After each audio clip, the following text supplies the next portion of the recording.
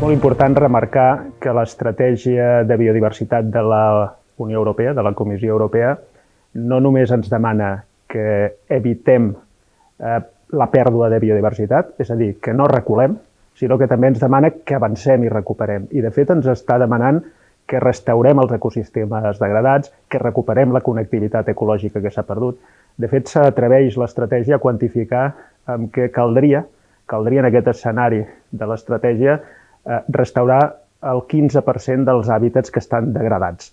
Per tant, repeteixo que no hi ha prou amb evitar la pèrdua de biodiversitat, sinó que hem de recuperar biodiversitat. Això en els ambients fluvials encara és més important, perquè precisament on estem tenint la pèrdua de biodiversitat més important és en els espais fluvials, en les masses d'aigua, amb una diferència molt gran, molt més que en l'espai agrícola i moltíssim més que en l'espai forestal. Per tant, on perdem més biodiversitat a Catalunya és en el medi aquàtic, en els cursos fluvials, en el medi fluvial, a les masses d'aigua. Això és molt important remarcar-ho i també és molt important remarcar que pocs ecosistemes com els fluvials juguen un paper tan central en la connectivitat ecològica del nostre territori, perquè els rius són espais continus, en principi haurien de ser continus, passen per sota els ponts i, per tant, i fins que arriben a un altre riu o al mar, doncs en principi són un espai on la fauna i la flora es pot estendre i es pot moure amb major facilitat i, per tant, són una peça clau perquè ecològicament, perquè funcionalment la natura del nostre país funcioni. Per això, quan amb un riu s'atravessa una infraestructura humana, com pot ser una resclosa, una minicentral, com en aquest cas del riu Ritort i del torrent Faubert a Molló, al Ripollès, doncs és important, si hi ha l'oportunitat, de fer marxa enrere.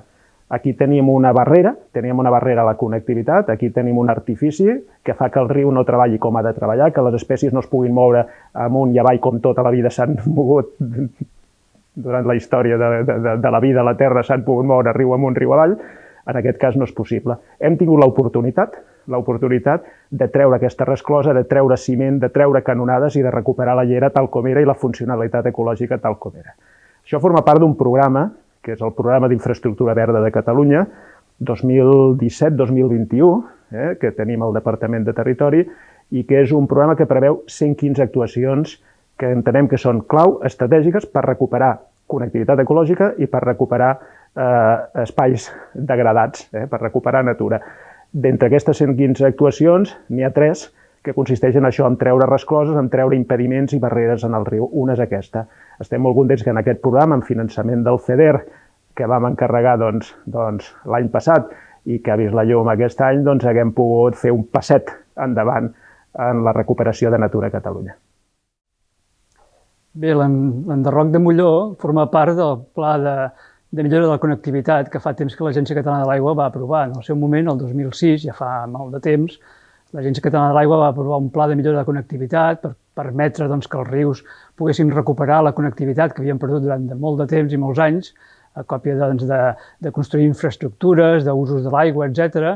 I es va fer aquest pla de connectivitat que posteriorment es va aprovar dins el que es va incorporar dins el que és el pla de gestió, el primer pla de gestió de l'aigua que es va aprovar l'any 2010, que deriva de la Directiva Marc de l'Aigua. En aquest pla de gestió es va incorporar aquest pla de millora de la connectivitat. De fet, amb l'última revisió del pla, el Pla de Conca de Catalunya ja preveu una inversió de pràcticament 7 milions d'euros en recuperació de riberes i de connectivitat fluvial que hem anat executant a poc. Moltes rescloses, algunes d'elles s'han permeabilitzat, s'han fet molts passos de fauna, moltes escales de peixos, prop de 80 escales de peixos tenim fetes ja amb diferents infraestructures. Heu de tenir en compte que a Catalunya s'han inventariat de l'ordre de 1.000 infraestructures diferents, barreres, travesses, ajuts, alguns d'ells obsolets i sense ús, alguns encara amb ús, algunes grans infraestructures com són els embassaments, i per tant s'ha de fer molta feina. Les que estan en ús, evidentment, s'han de permeabilitzar i aquí es fan un seguit d'escales de peixos, passos de fauna, i les que estan en desús, s'intenta caducar la concessió i retirar aquesta infraestructura.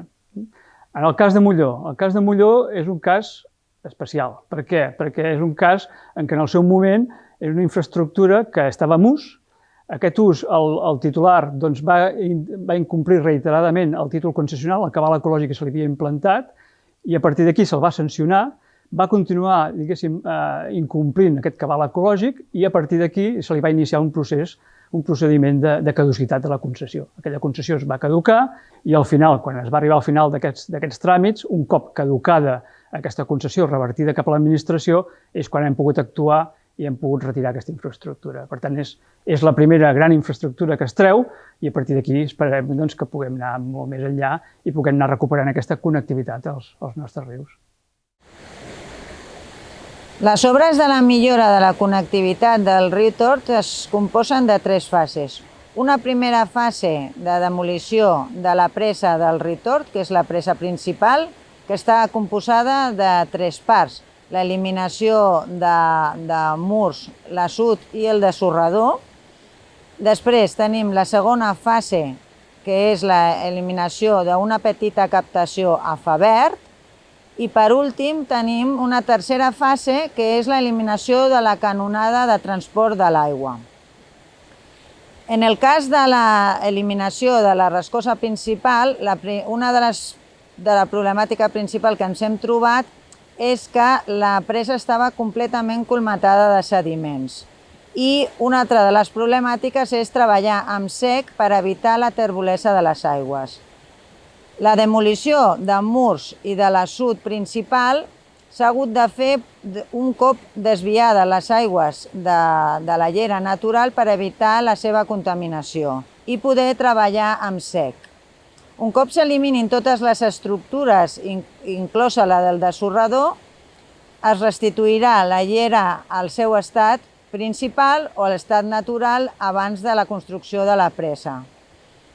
Posteriorment, s'eliminarà la petita captació de fa verd, que és una obra de menor dimensió amb l'eliminació d'un petit mur de formigó i la reixa d'abastament. En tercer lloc, s'eliminarà la canonada de transport de les aigües, eliminació de la canonada principal, l'estructura metàl·lica i els pilars de formigó. I per acabar es restituiran els 3 espais i es farà la restauració natural.